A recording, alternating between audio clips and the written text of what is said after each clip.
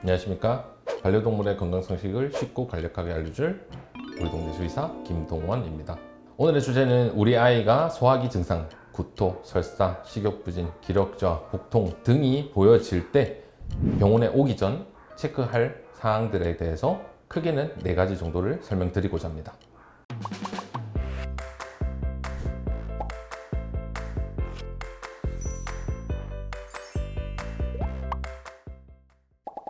연령에 관계없이 가장 많은 증상을 보이고 있는 것이 소화기계 질환입니다. 구토, 설사, 식욕부진, 기력저하 등이 있는데 너무나도 다양하고 너무나도 많은 질환들이 있지만 증상으로는 통일된 모습을 보입니다. 구토, 설사 혹은 식욕부진, 기력저하 이런 것들만 있는 경우에 구분하기가 정말로 쉽지 않고 그리고 이게 무엇 때문인지 어려운 경우가 너무나도 많습니다. 이럴 때 보호자님이 어떻게 해야 하는지를 설명을 드리고자 하는데 연령별로 나누는 것이 가장 간략하게 구분을 할 수가 있는데 2살 이하의 경우에서는 전염성 질환이 제일 높습니다. 바이러스라고 하는 질환이죠. 파보, 코로나 이런 것들이 이제 우리 강아지들에게 많으면서 고양이에게서도 범백인 파보 바이러스 혹은 전염성 복막염이 FIP 코로나 바이러스가 존재하고 있습니다. 이런 질환의 경우에서는 백신을 초기에 맞지만 접종이 완벽하게 되지 않은 상태이거나 분양을 이제 받게 되면서 1차적으로만 예방을 한 경우에서는 구토, 설사가 있는 경우에서 이제 병원에 내원해 주시면 바이러스 키트를 검사를 하게 됩니다. 이게 음성이 되냐, 양성이 되냐에 따라서 질환의 진단 그리고 치료가 달라지게 됩니다. 2살 이하의 경우에서는 면역력이 떨어지기 때문에 조금이라도 환경이 바뀌거나 음식이 바뀌게 되어도 설사를 하게 됩니다. 즉, 2번째 질환 의심은 세균성 장염입니다. 잘못 먹는다 하더라도 다른 아이는 괜찮다 하더라도 우리 아이에게 맞지 않을 수 있습니다. 그렇기 때문에 설사, 구토를 하게 됩니다. 우리 아이가 2살 이상이다 라는 경우에서는 범위가 훨씬 더 넓어집니다. 바이러스 질환에서는 조금 더 안정적이라고 볼 수 있습니다. 왜냐하면 면역 체계가 완벽하게 이루어졌고 그 시기면은 대부분 초도에 하시는 접종에 관련돼서는 대부분의 방어력을 맞추고 계시는 분들이 많기 때문에 이러한 질환에서 위험성은 낮아지게 됩니다. 허나 바이러스에 대해서 혹은 접종에 대해서 보호자님이 안 하셨다라고 하면은 수의사에게 꼭 얘기해 주시는 게 좋습니다. 왜냐하면은 증상이 이상하거나 혈액 검사를 통해서 의심이 되는 상황인데 보호자님께서 했다 라고 거짓말을 하시거나 혹은 잘 모르겠다 라고 하실 때는 꼭 진단에 어려움이 있을 수 있으니 이러한 접종 기록에 대해서는 꼭 알려주실 의무가 있습니다. 이후에 노령의 동물에서는 보통 노령이라 하면은 저는 기준을 7살 전후 이후로 보고 있습니다. 7살 이후부터는 만성적인 질환들이 대부분이 많습니다. 신부전, 췌장염, 간담도염 이런 것들이 많게 되는데 이런 부분들은 혈액검사, 초음파, 엑스레이 이런 것들을 병행해서 검사를 해야 하기 때문에 비용적으로도 부담스럽지만 우리 아이를 안전을 위해서는 검사를 한 번씩은 종합적으로 점검하는 게 더 좋다고 생각이 되고 있습니다. 그렇기 때문에 상태가 안 좋은 경우에서는 꼭 추천을 드리면서 한 번은 짚고 넘어가는 게 중요하게 됩니다. 소화기 증상에서 모든 질병을 나열하자면 정말로 끝이 없기 때문에 그 다음 이제 중요한 것은 수의사에게 어떤 정보들을 알려줘야 이제 수의사가 그리고 담당의가 이러한 질환들을 줄여 나가서 이 질환에 가깝게 진단을 할 수 있는가를 도와주는 것입니다.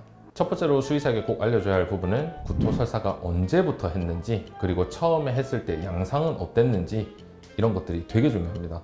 피가 있었는지 아니면 물만 나왔는지 음식물과 같이 나왔는지 음식물이 나오게 됐을 때는 소화가 어느 정도 된 상태에서 나왔는지 아니면 거의 덩어리채로 바로 나왔는지 이러한 세세한 정보들이 하나하나가 중요하게 되는데 이런 것들을 빠르게 세세하게 다 물어보기는 어렵기 때문에 가장 쉬운 방법은 사진을 찍는 것입니다. 구토, 설사 이런 것들은 사진을 찍어내기도 쉽고 들고 오시는 분들도 생각보다 꽤 있습니다. 꽤 많이 도움이 됩니다. 더러워서 우리 수의사 선생님들이 싫어하지 않을까? 절대 그렇지 않습니다. 어떻게든 이러한 정보들은 하나의 단서가 되기 때문에 꼭 가능하다면 들고 오시는 것도 좋고 보여주시는 것도 좋고 최소한 동영상 혹은 사진 이런 것들은 들고 와주시는 게 가장 좋습니다.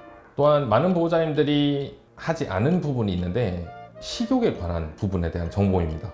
우리 아이가 구토를 한 번 했고 혹은 설사를 한 번 한 상태인데 그리고 나서 밥을 먹으려고 하는 의지가 있는지 입맛은 돌아오는지 이런 것들도 굉장히 중요합니다.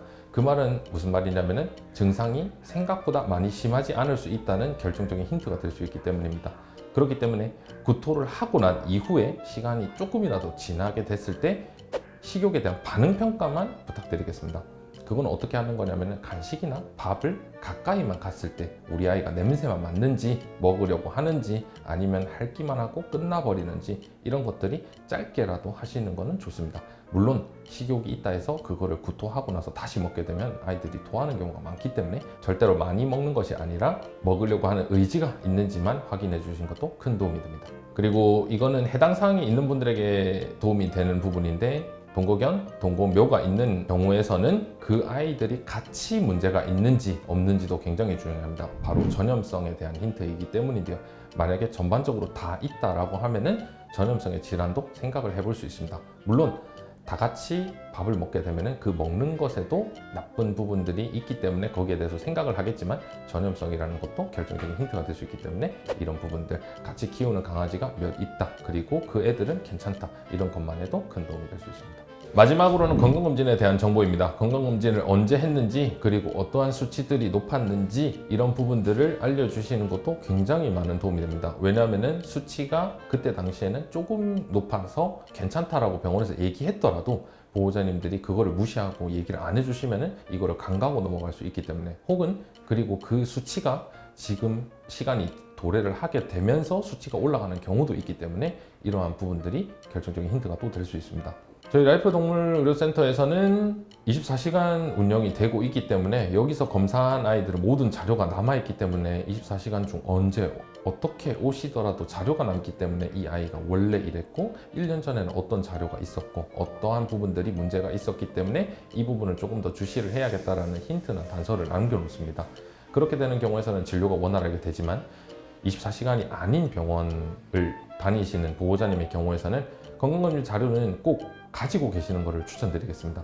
예를 들면은 3개월 전에 건강검진을 다 하신 분이 있는데 응급적인 진료를 통해서 여기에 내원을 하시게 됐습니다. 근데 자료는 없는데 나이는 12살 그리고 무언가가 높았다고 했는데 기억을 못 하십니다. 그렇게 되는 경우에서는 3개월 전에 건강검진을 했던 것을 다시 처음부터 해야 하는 부분들이 있기 때문에 어쩔 수 없는 선택이지만 아이를 위해서면 할 수밖에 없었던 상황이 있었습니다.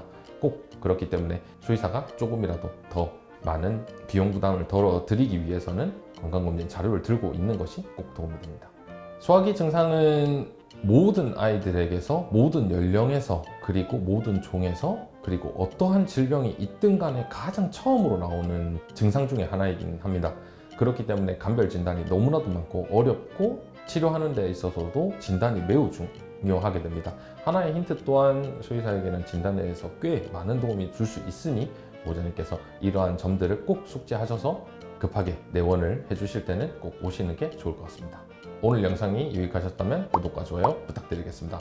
지금까지 우리 동네 수의사 김동원입니다. 감사합니다.